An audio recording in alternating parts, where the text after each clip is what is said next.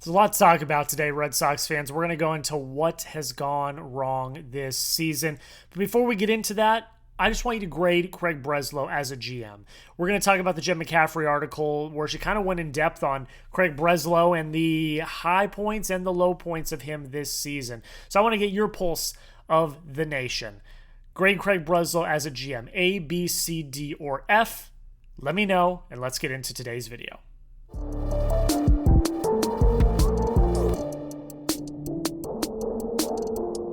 Really not a lot to say, Red Sox fans. I don't know.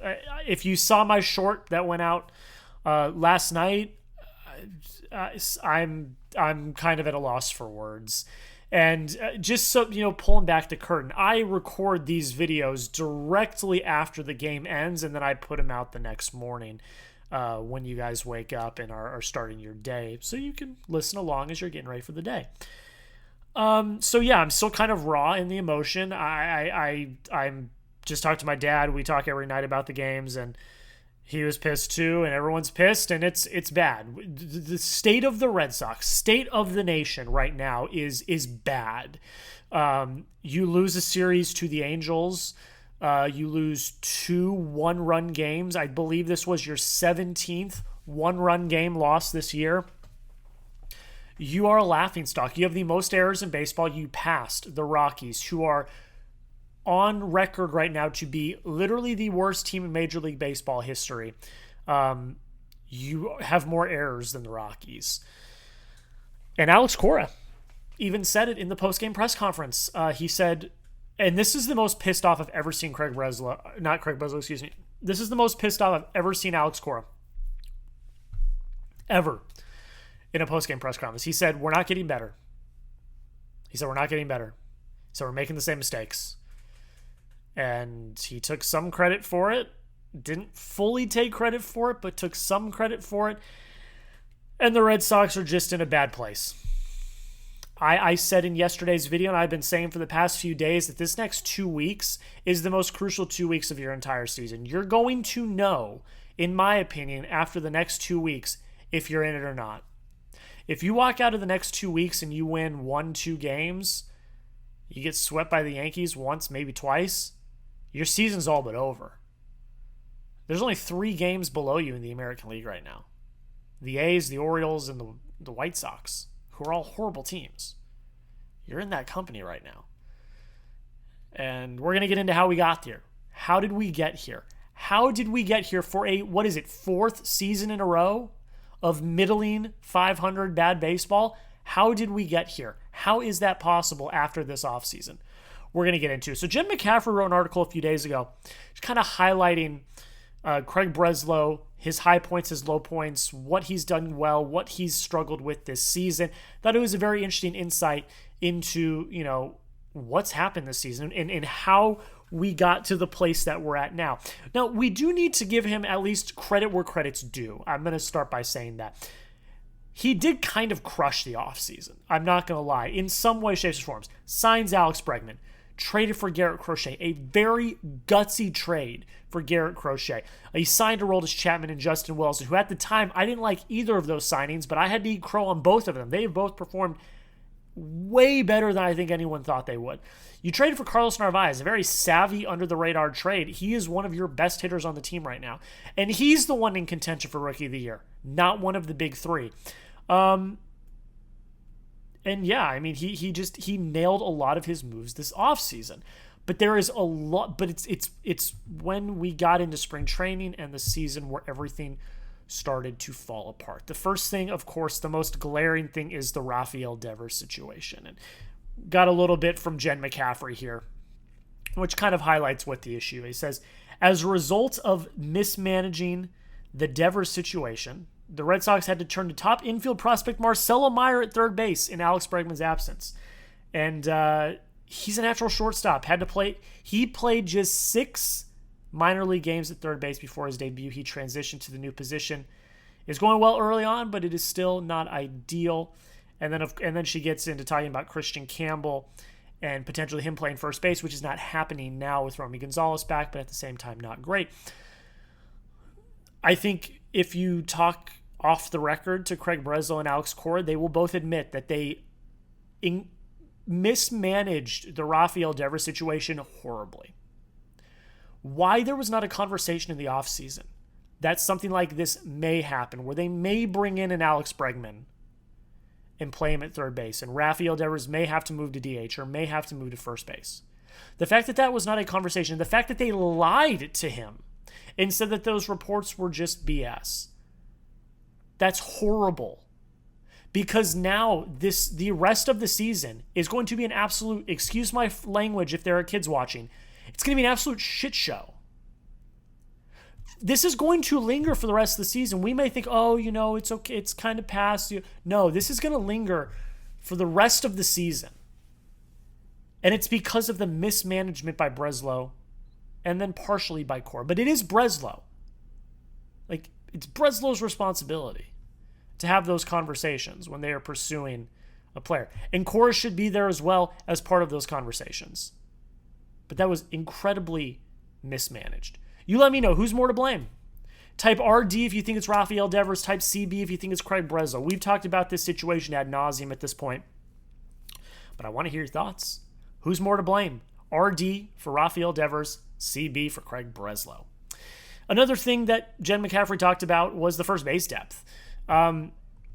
They really were banking on Triston Casas, who is notoriously injury prone, to play the entire season. Now, his, patellar tendon absolutely shredding. Freak accident. Freak injury, of course. But to not have any semblance of depth at all was incredibly concerning. Romy Gonzalez, Nick Sogard, Nate Eaton, Abraham Toro. Toro's played good, but let's be real here. Toro is not going to be your franchise first baseman. The lack of bringing in first base depth was another kind of sour point in this offseason. The offseason was great, but it wasn't perfect. And that was something they needed to address, and they just didn't do it. And now we're living with the first base platoon for the rest of the season, probably, unless they make a trade. But with the way that they're going in their current stretch, they're going to be sellers and not buyers. So you're going to be living with that platoon for the rest of the season, probably. The Masataka Yoshida situation also isn't ideal, and you can domino that into the Rafael Devers situation. If Rafi was willing to move to first, or at this point move back to third, you could open up a DH spot for a Masataka Yoshida who, while he can't throw or field, you didn't ask him to do that last year. What does Masa do? He puts the ball in play. He makes contact. You desperately need that in your lineup right now. And the mismanagement of Devers and Yoshida is just not good. Last but not least, with Breslow. Then we're going to get into the game. We'll get into Cora. We'll get into the players. The Roman Anthony situation, day by day, continues to get more infuriating.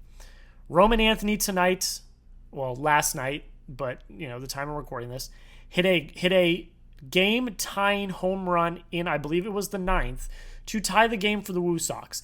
And while that is happening, miles away at Fenway Park, the Red Sox are floundering and losing a series to a horrible Los Angeles Angels team. Guys, I think it's fairly simple. Rafaela to short. Rafaela to second if Campbell isn't cutting it right now. Move Duran into center and put Roman Anthony in left. I don't think it's that hard. I don't think it's that hard, guys. I get that they love his glove, but at what point is enough enough? Rafael had a great game last night. We're going to talk about it.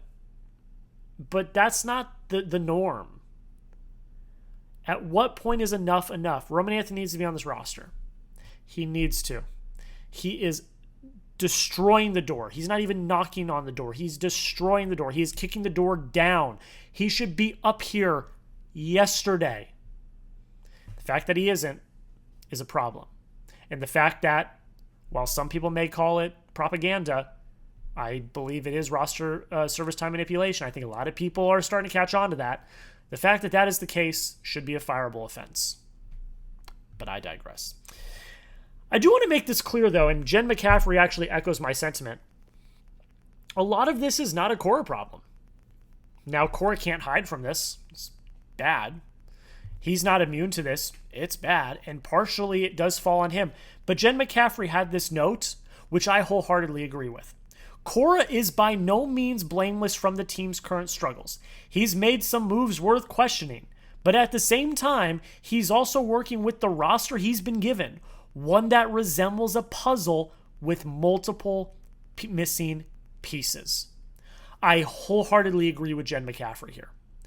Cora has to work with what he has. Now, is his bullpen management questionable at times? Yes, but you also got to remember the bullpen is incredibly taxed right now because your starters cannot go more than 4 or 5 innings. So, like, what do you expect him to do? He's not blameless, but he is not the main reason. And everyone in the comments is going to say, fire Cora, fire Cora, fire Cora, fire Cora, fire Cora. It's not him, guys. It's not him.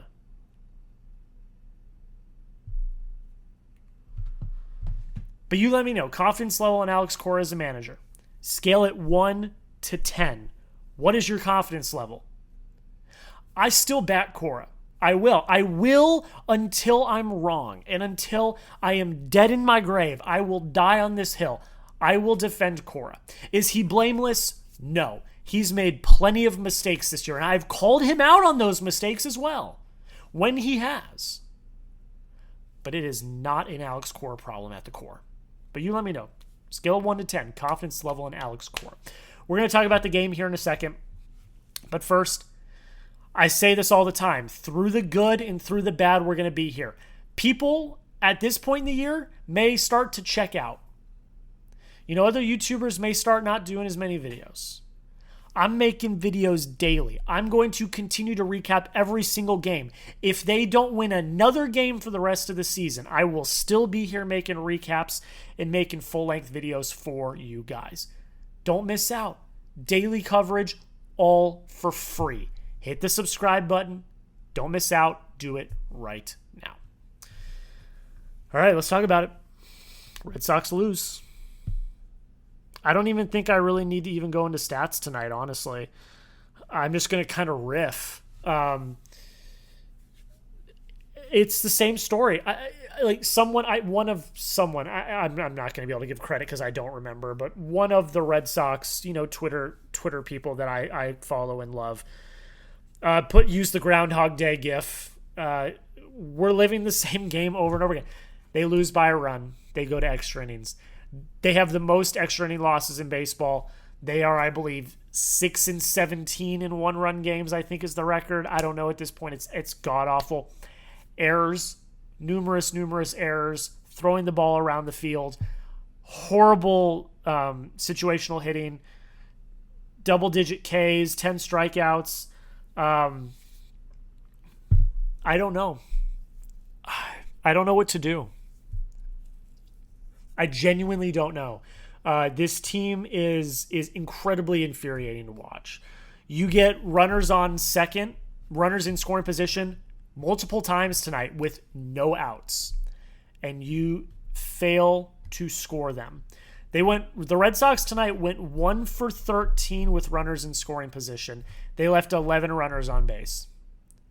It's the same thing every single night, it feels like. And Alex Cora, I'm going to give him credit, guys, and I know you're going to say this is propaganda, blah, blah, blah, whatever you want to say. I'm going to give Cora credit tonight. He went into that press conference. One, he took a little bit of credit. Not all credit. I didn't love that part of it, but he did take some credit. And he also said it like it was. For the first time all season, he truly said it like it was. He said, we're not getting better. He said, we're making the same mistakes. He is like the beacon of positivity. He tries to stay positive. But he literally, when someone tried to ask him a question to make it sound positive, he was like, oh, what about all the opportunities? Talk about all the opportunities. You had 10 hits, blah, blah. And Cora was like, you want to talk about opportunities? I saw the opportunities we gave the other team. Like Cora, I've never seen Cora like this before. He was pissed off. He was pissed off. I cannot stress this enough. You just lost a series to the Los Angeles Angels, who coming into this game had lost 7 of their last 8. You are getting ready to go to the Bronx to play your first series against the Yankees. And then a week later, you play the Yankees again at home at Fenway Park. You're going to play 6 games against your division rival in 2 weeks. And you're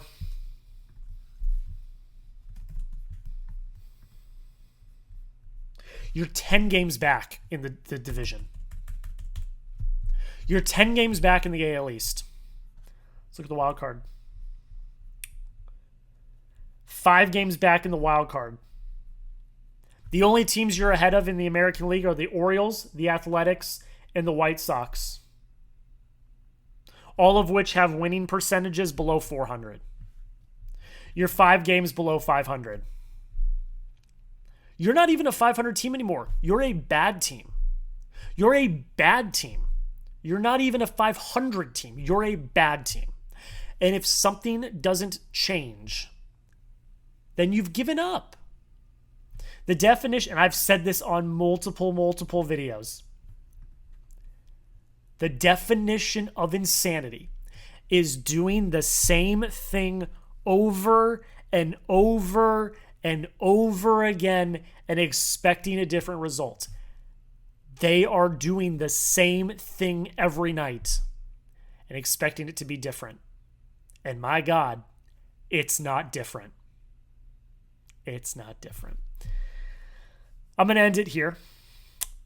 I'm going to leave this open-ended question for you guys. This is the question I'm going to end the video on. What do we do? What do we do now?